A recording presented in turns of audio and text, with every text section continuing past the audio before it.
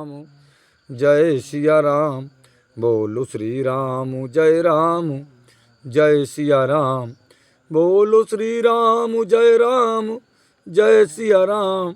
बोलो श्री राम जय राम जय सिया राम। बोलो श्री राम जय राम जय सिया राम। बोलो श्री राम जय राम जय सिया राम। बोलो श्री राम जय राम जय सिया राम। बोलिए सीताराम जी महाराज की जय हो। बोलिए श्री राधा रानी सरकार की जय हो। बोलिए सिद्ध बाबा महाराज की जय हो। बोलिए मनसला मैया की जय जयकार हो। बोलिए हनुमान जी महाराज की जय जयकार हो। बोलिए अपने अपने माता पिता भाई बंधु गुरु भगवान की जय जयकार हो। बोलिए परम पूज्य सुखराम दास जी महाराज की जय जयकार हो। परम पूज्य सुखराम दास जी महाराज गीता महारानी में कहते हैं 18वें अध्याय का 17वां श्लोक प्रारंभ होता है। पूज्य कहते हैं कि पूर्व श्लोक में यह बताया कि शुद्ध स्वरूप को कर्ता देखने वाला, समझो बाबा, पूर्व श्लोक में यह बताया कि शुद्ध स्वरूप को कर्ता देखने वाला दुर्मत ठीक नहीं देखता, तो ठीक देखने वाला कौन है? इसका वर्णन आगे के 17वें श्लोक में परम पूज्य सुखराम दास जी महाराज गीता में करते हैं। यस नाहम कृतो भावो बुद्ध्यर्थ ना लिप्यते हत्वा पिसा इमान लोकान हंति ना निबंधते। यानी जिसका अहंकृत भाव नहीं है, जिसका स्वभाव अहंकार वाला नहीं है और जिसकी बुद्धि लिप्त नहीं होती, जिसकी बुद्धि लिप्त नहीं होती, वह इन संपूर्ण प्राणियों को मारकर भी ना मारता है और ना बांधता है। यस्व नाहम कृतो भावो बुद्ध्यर्थ ना लिप्यते, जिसमें मैं करता हूँ ऐसा मान बैठता है कि मैं करता हूँ, ऐसा अहंकृत भाव नहीं है और जिसकी बुद्धि में मेरे को फल मिलेगा ऐसे स्वार्थ भाव को लेप नहीं है। इसको ऐसे समझना चाहिए जैसे शास्त्र विहित और शास्त्र निषिद्ध ये सभी क्रियाएं एक प्रकाश में होती हैं। शास्त्र विहित यानी शास्त्र की बताई हुई क्रियाएं हों, चाहे शास्त्र निषिद्ध करता हो, शास्त्र के विपरीत की क्रिया हों, हमारे ये सभी क्रियाएं एक प्रकाश में होती हैं और प्रकाश के ही आश्रित होती है, परंतु प्रकाश किसी भी क्रिया का कर्ता नहीं बनता है। जो प्रकाशक है इन क्रियाओं को प्रकाश देने वाला, वह प्रकाश किसी भी क्रिया का कर्ता नहीं बनता, अर्थात प्रकाश उन क्रियाओं को ना करने वाला है और ना कराने वाला है। प्रकाश कौन? जीवात्मा। वो ना इन क्रियाओं को करने वाला है और ना कराने वाला है। ऐसे ही स्वरूप की सत्ता के बिना, जो मैंने अभी आपसे कहा था स्वस्वरूप की, ऐसे ही स्वरूप की सत्ता के बिना विहित और निषिद्ध कोई भी क्रिया नहीं होती। अब मुक्ति कैसे होगी महाराज?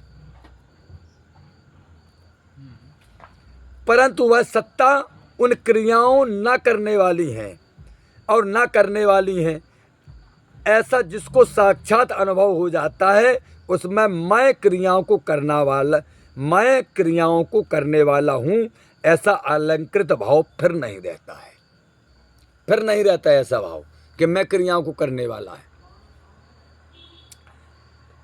जैसे मान लो कि अमुक चीज़ चाहिए, हमें फलानी चीज़ चाहिए या अमुक चीज़ नहीं चाहिए, तो अमुक घटना होनी चाहिए, अमुक घटना नहीं होनी चाहिए, ऐसा बुद्धि में लेप द्वंद्व मोह नहीं रहता है।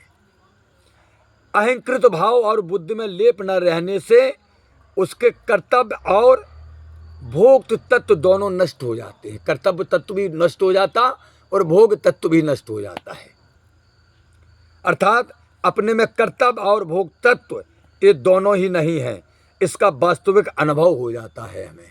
एक भी नहीं हमारे तुम्हारे में, ना तो कर्तव्य तत्व है ना भोग तत्व है। ये तो संसार की प्रकृति की क्रिया में, हमें तुम में कहाँ है। हम और आप तो इन सब चीजों से निर्लेप हैं, अलग हैं, सत्यस्वरूप हैं हम इनसे परे हैं। प्रकृति का कार्य स्वतः स्वाभाविक ही चल रहा है। बोलिए, प्रकृति का कार्य है, सब स्वाभाविक चल रहा है। हम और आप प्रकृति के स्वभाव में बह रहे हैं, परिवर्तन हो रहा है और अपना स्वरूप केवल उसका प्रकाशक है। बस जो स्वयं स्वरूप है वह इसका सिर्फ प्रकाशक है।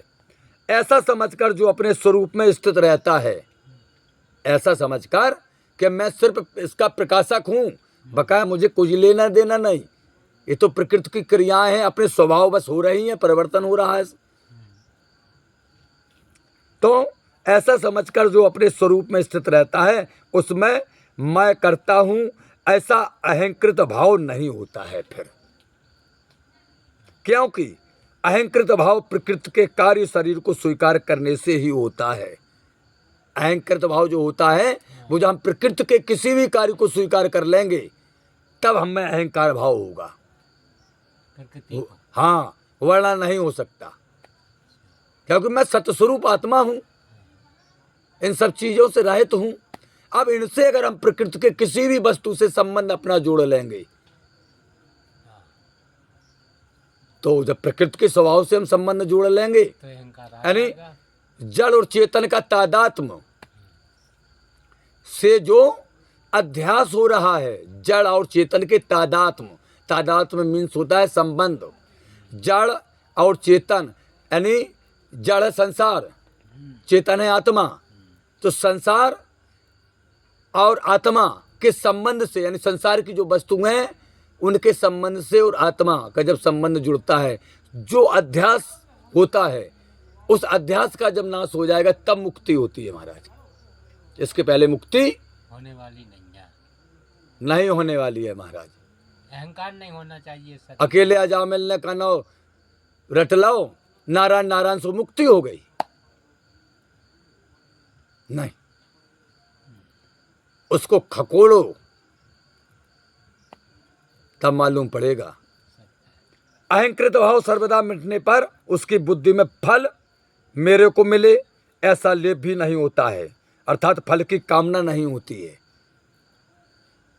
अहंकृत भाव एक मनोवृत्ति है, जो अहंकृत भाव है एक मनोवृत्ति है। मनोवृत्ति होते हुए भी यह भाव स्वयं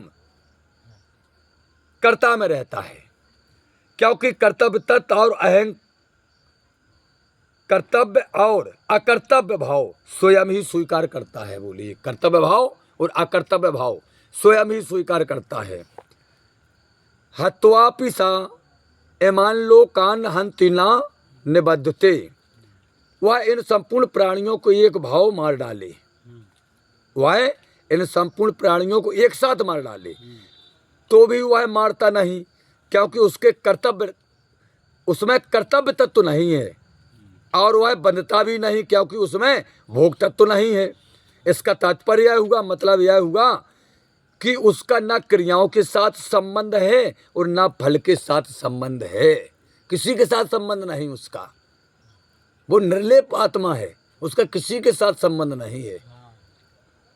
वास्तव में प्रकृति की क्रिया और फल में परिणत होती है। प्रकृति की जो क्रिया है और फल में परिणत होती है, परंतु इस वास्तविकता का अनुभव न होने से ही पुरुष चेतन कर्ता और भोक्ता बनता है।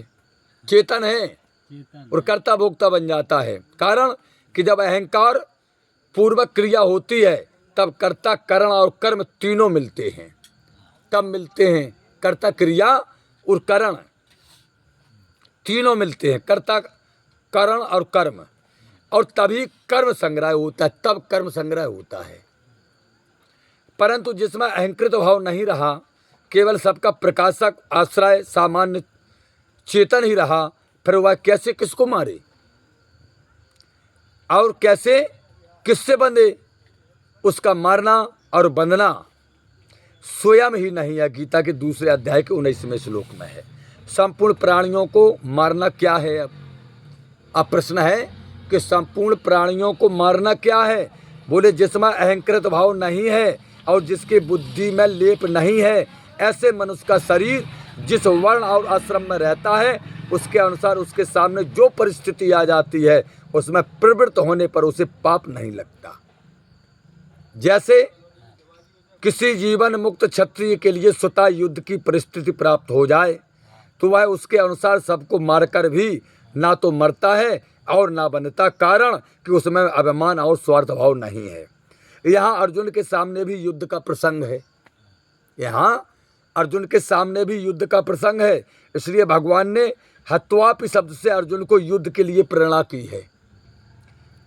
अपि शब्द का भाव है कर्मण्यभि प्रवृत्तो अपि नयो किं चिकित करोति सा, यानी कर्मों में अच्छी तरह प्रवृत्त होने पर भी वह कुछ नहीं करता। सर्वदा वर्तमानो अपि सा योगी मपि वर्तते, सर्वदा बर्ताव करता हुआ भी वह योगी मेरे में रहता है। शरीर स्थो अपि कौन्ते ना करोति ना लिप्यते, ये गीता महारानी के 13वें अध्याय का 31वां श्लोक कहता है कि शरीर में स्थित होने पर भी ना करता है और ना लिप्त रहता है। शरीर में रहता है वह है आत्मा, लेकिन ना तो कुछ करता है ना लिप्त रहता है। इसका मतलब यह हुआ कि कर्मों में सांगोपांग प्रवृत्ति होने के समय वह, और जिस समय कर्मों में प्रवृत्ति नहीं है उस समय भी स्वरूप की निर्विकता ज्यों की त्यों रहती है। बोले ज्यों का स्वरूप ज्यों के त्यों रहता है, अर्थात क्रिया करने से अथवा क्रिया न करने से स्वरूप में कुछ भी फर्क नहीं पड़ता, कारण कि क्रिया विभाग और प्रकृति में है। क्रिया विभाग किस में है? प्रकृति में, संसार में है क्रिया विभाग। ठीक, उस आत्मा में कोई क्रिया विभाग नहीं है।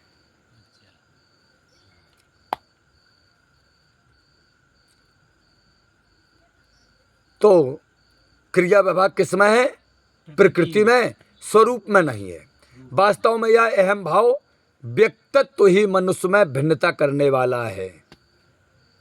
अहम भाव ना रहने से परमात्मा के साथ भिन्नता का कोई कारण ही नहीं है। अगर हमारे अंदर अहम भाव ना हो तो बोले परमात्मा से हम कभी अलग हैं ही नहीं, कहीं नहीं है फिर अलग उनसे हम। फिर तो केवल सबका आश्रय प्रकाशक सामान्य चेतन रहता है, वह ना तो क्रिया का कर्ता बनता है और ना फल का भोक्ता ही बनता है। क्रियाओं का कर्ता और फल का भोक्ता तो वह पहले भी नहीं था, केवल नाशवान शरीर के साथ संबंध मान करके जिस अहम भाव को स्वीकार किया है उसे अहम भाव से उसमें कर्तापन और भोक्तापन आया है। बोले शरीर से संबंध जोड़ लिया सो कर्तापन आ गया और भोक्तापन आ गया। पहले नहीं था उसके पास, क्योंकि जीवात्मा तो किसी सबसे रहत है, परे है, संसार की किसी भी चीज़ों से मतलब ही नहीं। ये तो इंद्रियों का काम है संसारिक चीज़ों पर मोहित होना। मन बड़ा पाजी हरामी है, ये मन समझ इंद्रियों को अपने बस में किए है। ये मन जो चाहता वो इंद्रियों से कराता है।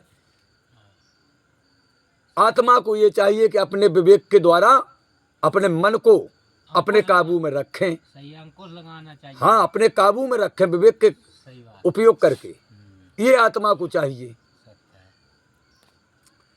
अहम दो प्रकार का होता है महाराज। अब अहम दो प्रकार का होता है, अहम स्फूर्ति और अहंकृति। गाढ़ नींद से उठते ही सबसे पहले मनुष्य को अपने होनेपन यानी सत्ता मात्र का भान होता है। गहरी नींद से जब उठते हैं इसको अहम स्फूर्ति कहते हैं। इसके बाद वह अपने में मैं अमुक नाम यानी मेरा फलाना नाम है, मैं फलाने वर्ण आश्रम का हूँ, ऐसा आरोप करता है। यही असत का संबंध है। बोले यही झूठ है, बोले यही झूठ है। असत के संबंध से अर्थात शरीर के साथ तादात मैंने संबंध मानने से शरीर की क्रियाओं को लेकर मैं करता हूँ ऐसा भाव उत्पन्न होता है। इसको अहंकृत्य कहते हैं। अहम को लेकर ही अपने में परिच्छिन्नता आती है महाराज। इसलिए अहम स्फूर्ति में भी परिच्छिन्नता यानी व्यक्तित्व का दोष रहता है, परंतु वह परिच्छिन्नता बंधन कारक नहीं होती है, वो बंधन कारक नहीं होती है। अर्थात परिच्छिन्नता रहने पर भी अहम स्फूर्ति दोषी नहीं होती, कारण कि अहम कृत्य अर्थात कर्तव्य तत्व के बिना अपने में गुण दोषों का आरोप नहीं होता, और अहम कृत्य आने से ही अपने में गुण दोष का आरोप होता है, जब अहंकार आ जाता है, जिससे शुभ अशुभ कर्म बनते हैं। बोध होने पर अहम स्फूर्ति में जो परिच्छिन्नता है वह जल जाती है और स्फूर्ति मारती रह जाती है। ऐसी स्थिति में मनुष्य ना मरता है और ना बनता है, ये उत्तर है। प्रश्न यही तो था, संसार के आवागमन से, जन्म मरण के बंधन से कैसे छूटे जीव, ये है उत्तर। सही है। ना हंति ना निबंधते, ना हंति ना निबद्धते, ना मारता है और ना बनता है, का क्या भाव है इसका? ना मारता है ना बंधता है, इसका क्या भाव है? इसका क्या भाव है? एक निर्विकल्प अवस्था होती है, जो अभी हमारा और आपका सत्संग हो रहा था, स्वस्वरूप के स्वस्वभाव का, वही प्रसंग आ गया है। ना हंति ना निबद्धते, ना मारता है और ना बंधता है, इसका क्या भाव है, क्या मतलब है? एक निर्विकल्प अवस्था होती है और एक निर्विकल्प बोध होता है। एक निर्विकल्प अवस्था भी होती है और एक निर्विकल्प बोध यानी ज्ञान होता है। निर्विकल्प अवस्था साधन साध्य है, उसका उत्थान भी होता है, अर्थात वह एक रस नहीं रहती। इस निर्विकल्प अवस्था से भी असंगता होने पर स्वतः सिद्धि निर्विकल्प बोध का अनुभव होता है, और निर्विकल्प बोध साधन साध्य नहीं है, और उसमें निर्विकल्पता किसी भी अवस्था में किंचित मात्र भी भंग नहीं होती महाराज। निर्विकल्प बोध में कभी परिवर्तन हुआ नहीं और होगा भी नहीं, और होना संभव भी नहीं। किसमें? निर्विकल्प बोध में कभी परिवर्तन नहीं हुआ, ना होगा, ना होना संभव है। इसका मतलब क्या हुआ? इसका तात्पर्य यह हुआ कि उस निर्विकल्प बोध में कभी हलचल आदि नहीं होते। यही ना हंति ना निबद्धते का भाव है।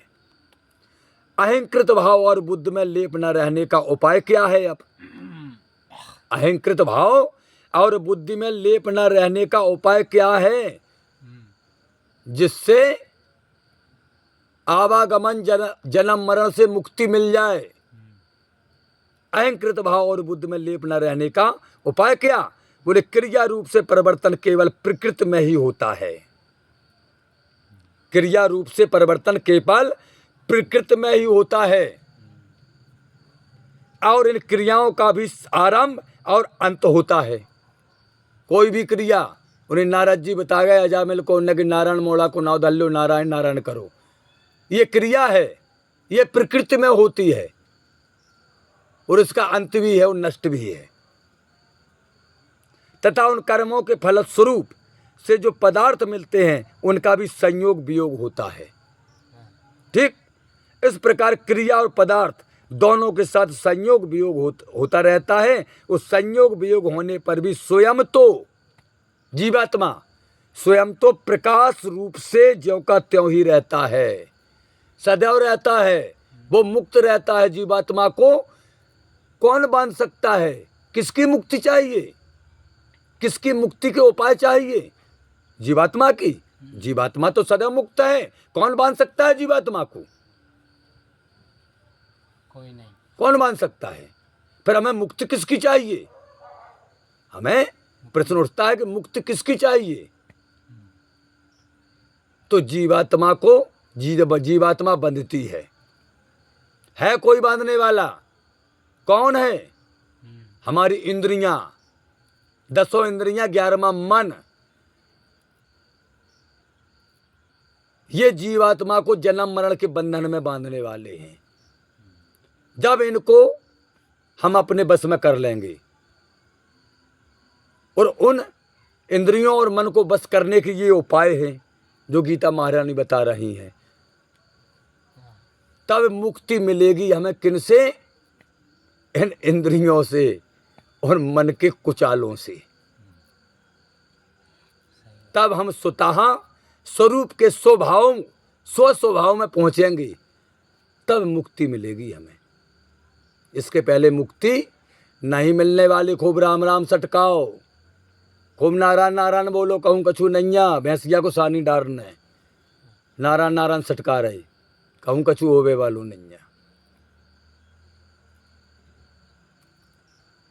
विवेक विचार से ऐसा अनुभव होने पर अहंकृत भाव और बुद्धि में फिर लेप नहीं रहता है। जब हम विवेक और विचार से अपने कल्याण के लिए विचार करते हैं, विवेक लगाते हैं, किसके लिए?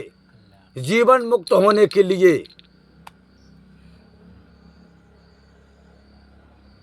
तब बुद्धि में लेप नहीं होता है।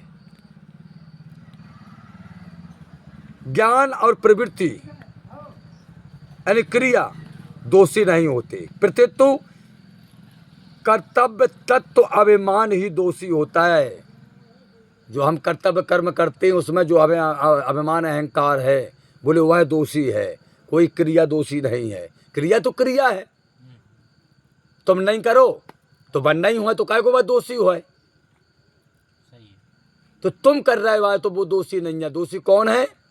करने वाला, जिसे कर्तव्य तत्व में अभिमान होता है। क्योंकि कर्तव्य तत्व अभिमान कर्म से ही कर्म संग्रह होता है। यह बात 18वें अध्याय के 18वें श्लोक में परम पूज्य बताते हैं। ज्ञानम ज्ञेयम परिज्ञाता त्रिविधा कर्म चोदना कर्णम कर्म करतेति त्रिविधा कर्म संग्रहा। इस श्लोक का 18वें श्लोक का विवेचन कल किया जाएगा। हे प्रभु आनंद दाता ज्ञान हमको दीजिए, सिर गुसारे दुर्गुणों से दूर हमको कीजिए। लीजिए हमको शरण में, हम सदाचारी बने, ब्रह्मचारी धर्म रक्षक वीर वृत्तधारी बने। यह कार्य जो मैंने उठाया आप ही की आंसू से, ऐसी कृपा हो नाथ की जो पूर्ण हो वे दास की। दीनानाथ अनाथ का भला मिला संयोग, यदि आप उतारो नहीं तो हंसी करेंगे लोग। लखन सिया रामचंद्र शंकर हरिओम। जय जय सिया राम, जय जय हनुमान, हरि की जय जयकार हो। बोलिए श्री गीता महारानी की जय जयकार हो। बोलिए व्यास जी महाराज की जय जयकार हो। बोलिए श्री सुखदेव जी महाराज की जय जयकार हो। बोलिए हनुमान हरि की जय जयकार हो। बोलिए सीताराम जी महाराज की जय जयकार हो। बोलिए सतगुरुदेव भगवान की जय जयकार हो। बोलिए संत सुखदास जी महाराज की जय जयकार हो। बोलिए परम पूज्य प्रेमानंद जी महाराज की जय जयकार हो।